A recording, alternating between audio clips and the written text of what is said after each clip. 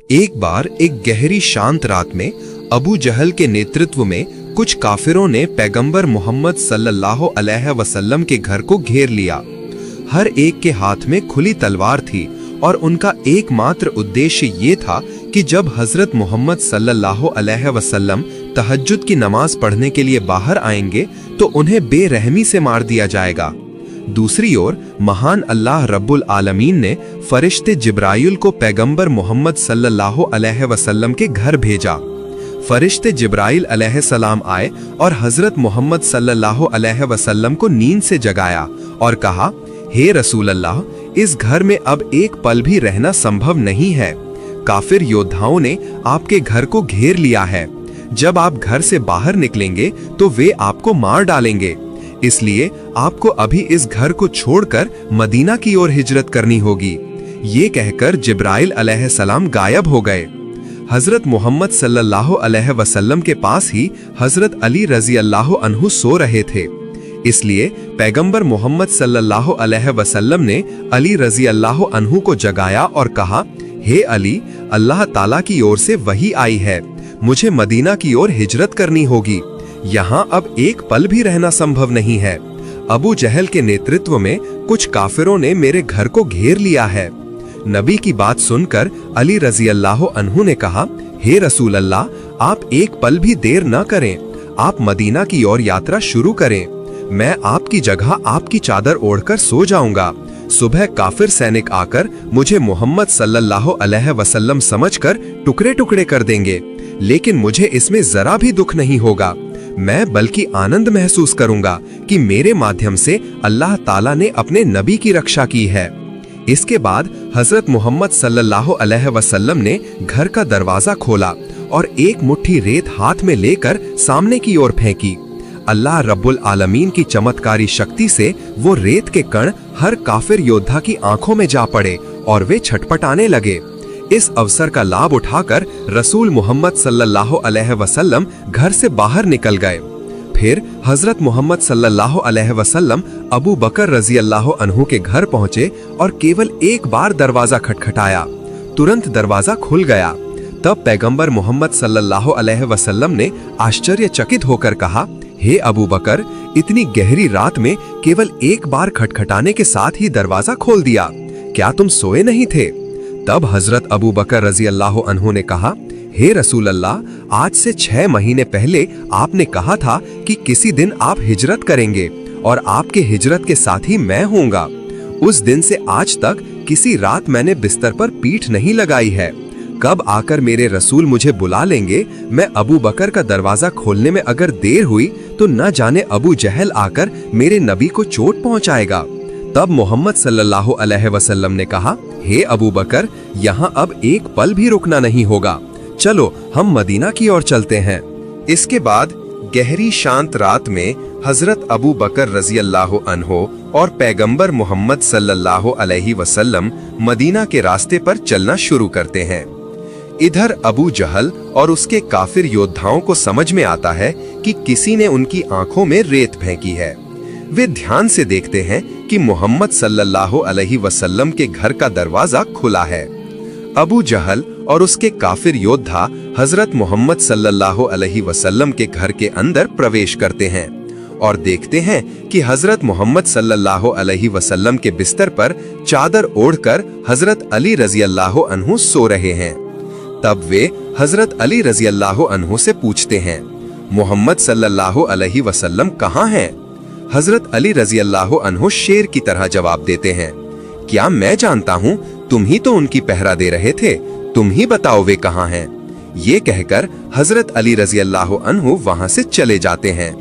इसके बाद अबू जहल और उसके योद्धा पैगंबर मोहम्मद सल्लल्लाहु अलैहि वसल्लम के पैरों के निशान का पीछा करते हुए हजरत अबू बकर रजी अल्लाह ताला अन्हु के घर आ जाते हैं। अबू जहल हजरत अबू बकर रजी अल्लाह ताला अन्हु के घर के दरवाजे पर आकर जोर जोर से खटखटाना शुरू करता है। तब हजरत अबू बकर रजी अल्लाह अन्हु की छोटी बेटी अस्मा दरवाजा खोलती है। अबू जहल पूछता है, क्या यहाँ मोहम्मद सल्लल्लाहु अलैहि वसल्लम आए थे?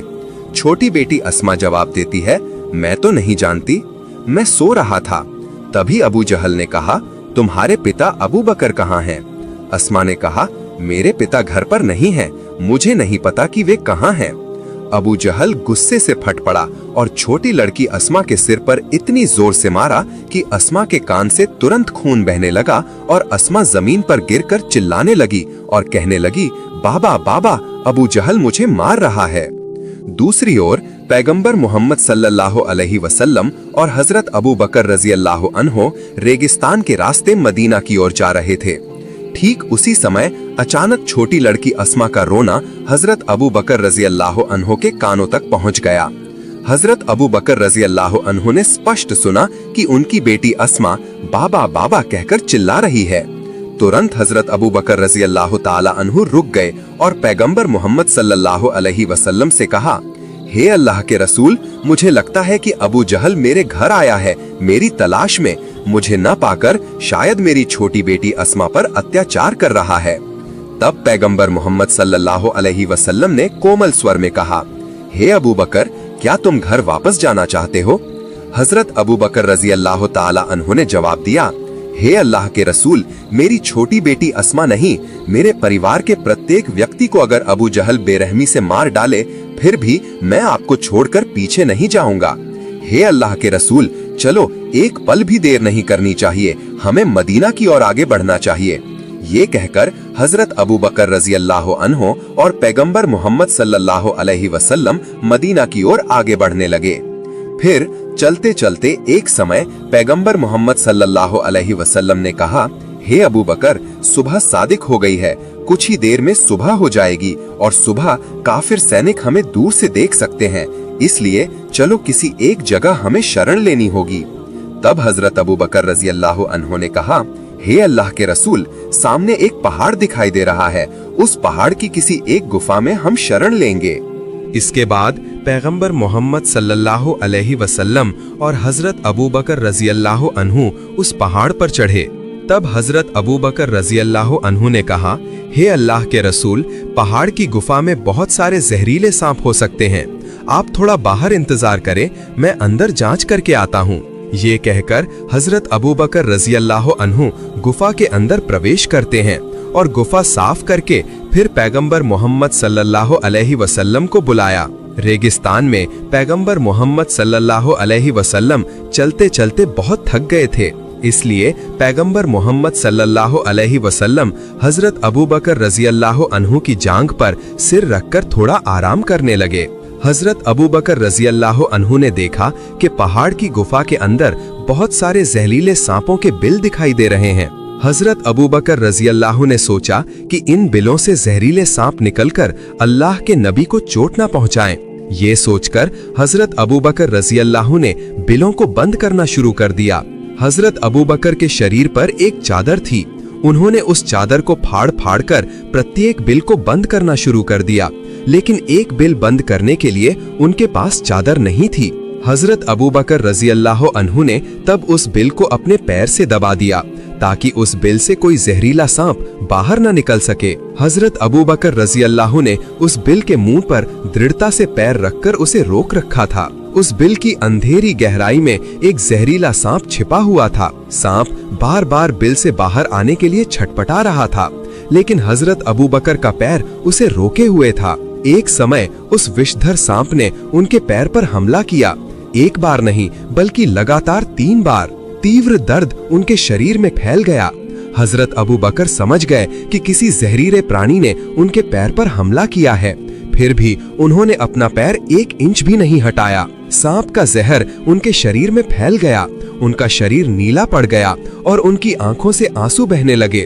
वे आंसू की बूंदें मानो हृदय में गहरे प्यार के साथ प्रिय नबी हजरत मोहम्मद सल्लल्लाहु अलैहि वसल्लम के गाल पर गिरी। उसी क्षण नबी की नींद टूट गई। वे जाग उठे और चिंतित स्वर में बोले, हे अबू बकर, तुम्हें क्या हुआ है? तुम क्यों रो रहे हो? क्या तुम्हें परिवार की याद आ रही है? क्या तुम्हारा मन पत्नी और बच्चों के लिए बेचैन हो रहा है?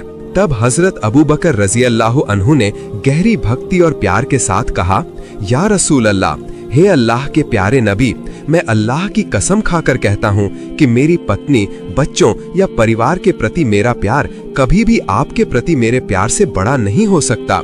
मैं रो रहा हूँ क्योंकि शायद किसी जहरीले सांप ने मेरे पैर में काट लिया है। ये सुनकर प्रिय नबी सल्लल्लाहु अलैहि वसल्लम ने तुरंत हजरत अबू बकर के पैर पर अपनी मुबारक जुबान की लार लगा दी। अल्लाह रब्बुल आलमीन की असीम कुदरत से पल भर में हजरत अबू बकर सांप के जहर से पूरी तरह मुक्त हो गए। उसी समय अबू जहल के नेतृत्व में काफिर बाहर ही उस पहाड़ पर पहुंच गए।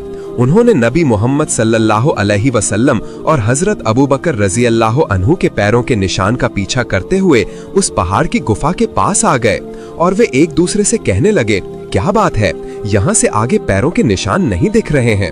अबू जहल ने उन्हें आदेश दिया, तुम इस पहाड़ की अच्छी तरह तलाशी लो। निश्चित रूप से मोहम्मद सल्लल्लाहु अलैहि वसल्लम इसी पहाड़ के अंदर छिपे हुए हैं। उन्हें मिलते ही तुम मार डालना। इसके बाद अबू जहल के योद्धाओं ने पहाड़ की तलाशी शुरू कर दी। वे तलाशी करते करते एक समय उस गुफा के सामने पहुंच गए जिस गुफा में नबी मोहम्मद सल्लल्लाहु अलैहि वसल्लम और हजरत अबू बकर रजी अल्लाह अन्हु ने शरण ली थी। महान अल्लाह रब्बुल आलमीन के आदेश से उस पहाड़ की गुफा के मुंह पर एक मकड़ी ने जाला बुना और एक कबूतर ने उस पहाड़ की गुफा के मुंह पर घोंसला बनाकर अंडे देना शुरू कर दिया। अबू जहल के दो काफिर योद्धा उस गुफा के पास आते हैं। एक काफिर योद्धा कहता है, मैं निश्चित हूं कि इसी गुफा के अंदर मोहम्मद और अबू बकर घुसे हैं। दूसरा काफिर योद्धा कहता है, अरे मूर्ख, इस गुफा के अंदर इंसान कैसे घुसेगा? क्या तुम नहीं देख रहे हो कि इस गुफा के मुंह पर मकड़ी का जाला है और गुफा के सामने एक कबूतर अंडे दे रहा है? जब कोई व्यक्ति इस गुफा के अंदर प्रवेश करेगा तो वो कबूतर तुरंत उड़ जाएगा और मकड़ी का जाला टूट जाएगा। अबू जहल के योद्धाओं ने पूरे पहाड़ की तलाशी ली, लेकिन नबी मोहम्मद सल्लल्लाहु अलैहि वसल्लम को नहीं ढूंढ पाए। तब उन्हें विश्वास हो गया कि नबी मोहम्मद सल्लल्लाहु अलैहि वसल्लम यहाँ नहीं है। ये सोचकर वे वहां से लौट गए। उसके बाद जब अबू जहल के काफिर योद्धा वहां से चले गए, तब नबी मोहम्मद सल्लल्लाहु अलैहि वसल्लम और हजरत अबू बकर रजी अल्लाह अन्हु उस पहाड़ की गुफा से बाहर आए और मदीना की ओर फिर से यात्रा शुरू की। तेज गर्मी में तपते रेगिस्तान में चलते चलते वे बहुत थक गए। नबी मोहम्मद सल्लल्लाहु अलैहि वसल्लम ने कहा, हे अबू बकर, देखो तो सामने कोई घर दिख रहा है क्या? हम बहुत भूखे और प्यासे हैं। अगर सामने कोई घर दिख जाए तो वहां से हमें कुछ खाना या पानी मिल सकता है। तब हजरत अबू बकर रजी अल्लाह अन्हु ने कहा, हे रसूलुल्लाह, इस रेगिस्तान में तो कोई घर नहीं दिख रहा है, लेकिन वो जो थोड़ी दूर पर एक घर जैसा कुछ दिख रहा है, चलिए हम उस ओर आगे बढ़ते हैं। फिर कुछ दूर आगे जाने के बाद नबी मोहम्मद सल्लल्लाहु अलैहि वसल्लम और हजरत अबू बकर रजी अल्लाह अन्हु उस घर के पास पहुँचे और वे बहुत आश्चर्यचकित हुए। आसपास कोई घर नहीं था। ऐसे सुनसान रेगिस्तान में ये घर कहां से आया? इतना कुछ न सोचते हुए नबी मोहम्मद सल्लल्लाहु अलैहि वसल्लम और हजरत अबू बकर रजी अल्लाह अन्हु उस घर के अंदर प्रवेश कर गए। नबी मोहम्मद सल्लल्लाहु अलैहि वसल्लम ने कहा, हे अबू बकर, देखो तो घर में कोई है क्या? तब हजरत अबू बकर रजी अल्लाह अन्हु ने कहा, घर में कोई है क्या? हम दो मुसाफिर हैं, हम बहुत प्यासे और भूखे हैं। उस घर के अंदर एक महिला थी जिसका नाम उम्मे मबद था। उम्मे मबद ने घर से उत्तर दिया, आप लोग कहां से आए हैं? तब हजरत अबू बकर रजी अल्लाह अन्हु ने कहा, हम मक्का से मदीना की ओर यात्रा कर रहे हैं। हम रेगिस्तान में चलते चलते बहुत प्यासे और भूखे हो गए हैं। उम्मे मबद ने कहा, हे पथिक, मेरे घर में तो किसी प्रकार का खाना नहीं है। मेरे पति सारा दिन रेगिस्तान में बकरियां चराते हैं और शाम को वे बकरियां लेकर आते हैं। उन बकरियों से थोड़ा दूध मिलता है, वो दूध पीकर हम पति पत्नी रात बिताते हैं। महिला की बात सुनकर हजरत अबू बकर रजी अल्लाह अन्हु ने कहा, हे बहन, क्या आप हमें थोड़ा पानी दे सकती हैं? हम बहुत प्यासे हैं। उम्मे मबद तब बोली, हे पथिक, हम रेगिस्तान में रहते हैं, यहाँ पानी मिलना असंभव है, लेकिन जब मेरे पति काम से लौटेंगे तब वो थोड़ा पानी ला सकते हैं। आप चाहें तो तब तक इंतजार कर सकते हैं। फिर पैगंबर मोहम्मद सल्लल्लाहु अलैहि वसल्लम ने अपनी दृष्टि फेरी और देखा कि उम्मे मबाद के घर के सामने एक बकरी रस्सी से बंधी हुई है। उन्होंने हजरत अबू बकर रजी अल्लाह अन्हु से कहा, हे अबू बकर, तुम इस महिला से अनुमति लो, क्या हम इस बकरी का दूध निकाल कर पी सकते हैं? हजरत अबू बकर ने तुरंत उम्मे मबाद से विनम्र स्वर में कहा, हे बहन, यदि आप हमें अनुमति दें तो हम आपकी इस बकरी से कुछ दूध लेकर पीना चाहते हैं। घर के अंदर से उम्मे मबाद ने उत्तर दिया, हे पथिक, ये बकरी तो बहुत बीमार है, इतनी कमजोर है कि ये उठकर खड़ी नहीं हो सकती। इसके अलावा इसने कभी बच्चा भी नहीं दिया, तो इस बकरी से आप लोग दूध कैसे पाएंगे? तब हजरत अबू बकर ने शांति से मुस्कुराते हुए कहा, हे बहन, आप बस अनुमति देकर देखिए।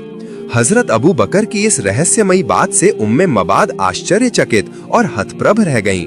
एक बकरी जो इतनी बीमार है कि खड़ी नहीं हो सकती, जिसने कभी बच्चा नहीं दिया, उस बकरी से दूध मिलने की बात, ये असंभव बात सुनकर उनका मन विचलित हो उठा। उत्सुक होकर उन्होंने घर की खिड़की खोली और इन दोनों पथिकों का चेहरा देखना चाहा। खिड़की खोलते ही उनकी दृष्टि पैगंबर मोहम्मद सल्लल्लाहु अलैहि वसल्लम के नूरानी मुखमंडल पर पड़ी। वो आश्चर्यचकित और हतप्रभ रह गईं और बोल उठी, मैंने अपने जीवन में कभी इतना सुंदर व्यक्ति नहीं देखा। क्या कोई व्यक्ति इतना नूरानी, इतना महिमा मंडित हो सकता है? उम्मे मगाद आश्चर्य और मुग्ध होकर नबी की ओर देखने लगी। फिर बोली, ठीक है, मैंने अनुमति दी। यदि आप लोग इस बकरी से दूध निकाल सकते हैं तो निश्चित रूप से उसे पी सकते हैं। महिला की अनुमति मिलते ही पैगंबर मोहम्मद सल्लल्लाहु अलैहि वसल्लम ने हजरत अबू बकर से कहा, अबू बकर, तुम महिला से एक बर्तन लेकर आओ। उम्मे मबाद ने उन्हें एक बर्तन दिया। नबी ने कहा, अबू बकर, ये बर्तन बहुत छोटा है, तुम और बड़ा बर्तन लेकर आओ।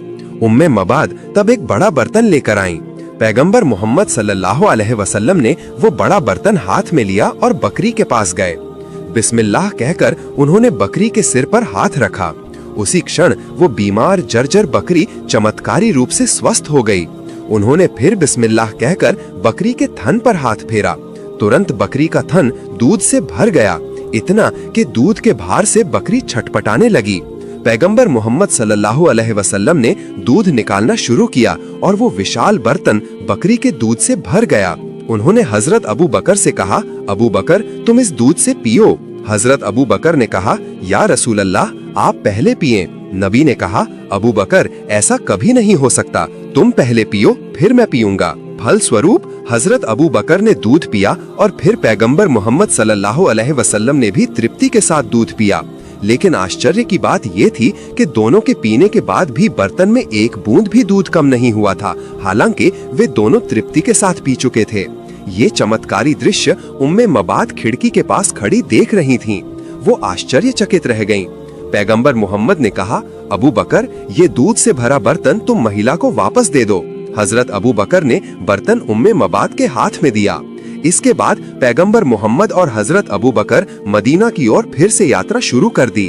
उम्मे मबाद तुरंत घर से बाहर आईं। उन्होंने देखा कि उनका पूरा घर जन्नती सुगंध से भर गया है, मानो कोई स्वर्गीय सुगंध उनके घर के चारों ओर फैल गई हो। पैगंबर मोहम्मद सल्लल्लाहु अलैहि वसल्लम और हजरत अबू बकर मदीना की ओर जा रहे थे। उम्मे मबाद पीछे से उन्हें देख रही थीं। उन्होंने देखा कि तपते रेगिस्तान के रास्ते पर नबी चल रहे हैं और एक बादल का टुकड़ा उनके सिर पर छाया बनकर साथ दे रहा है। फिर शाम को जब उम्मे मबाद के पति बकरी चराकर घर लौटे तो उन्होंने आश्चर्य से कहा, हे उम्मे मबाद, आज मेरे घर में क्या हुआ है? मुझे जन्नती सुगंध आ रही है। मेरे घर के चारों ओर मानो स्वर्गीय सुगंध फैल गई है। आज क्या हुआ है यहाँ? उम्मे मबाद तब बोली, हे मेरे पति, आज हमारे घर में एक चमत्कारी और आश्चर्यजनक घटना हुई है। मक्का से दो महान व्यक्ति आए थे। उनमें से एक की सुंदरता इतनी अनुपम है कि कयामत तक उनकी प्रशंसा करने पर भी वो समाप्त नहीं होगी। और भी आश्चर्यजनक बात यह है कि हमारी जो बकरी बीमार और जर्जर थी, जैसे ही उस महान व्यक्ति ने उसके शरीर पर हाथ फेरा, बकरी ठीक हो गई।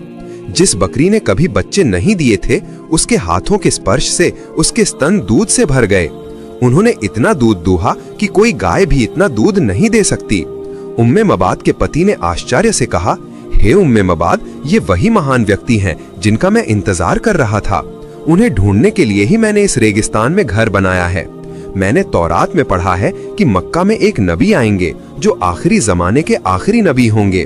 वो मक्का से हिजरत करके मदीना जाएंगे। उनसे मिलने के लिए ही मैंने यहाँ रहना शुरू किया है। उन्होंने उत्तेजित होकर कहा, हे उम्मे मबाद, बताओ वो महान व्यक्ति किस रास्ते गए हैं?